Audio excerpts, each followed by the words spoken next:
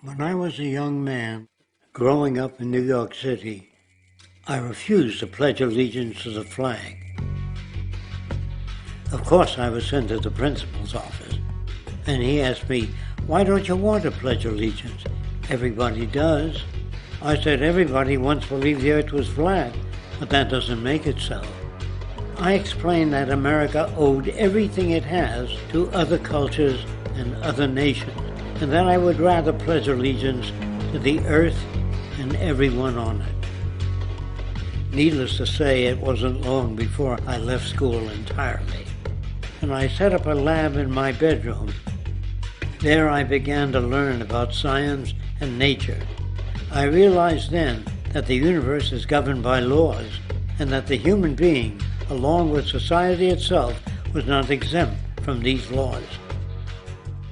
Then came the crash of 1929, which began what we now call the Great Depression. I found it difficult to understand why millions were out of work, homeless, starving, while all the factories were sitting there. The resources were unchanged. It was then that I realized that the rules of the economic game were inherently invalid.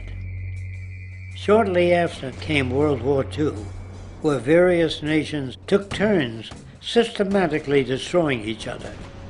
I later calculated that all the destruction and wasted resources spent on that war could have easily provided for every human need on the planet.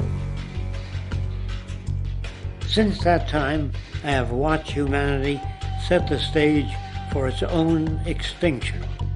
I have watched as the precious finite resources are perpetually wasted and destroyed in the name of profit and free markets.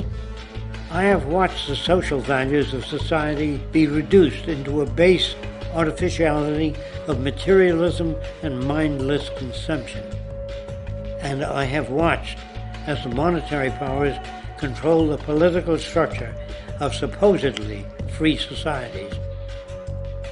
I'm 94 years old now, and I'm afraid my disposition is the same as it was 75 years ago.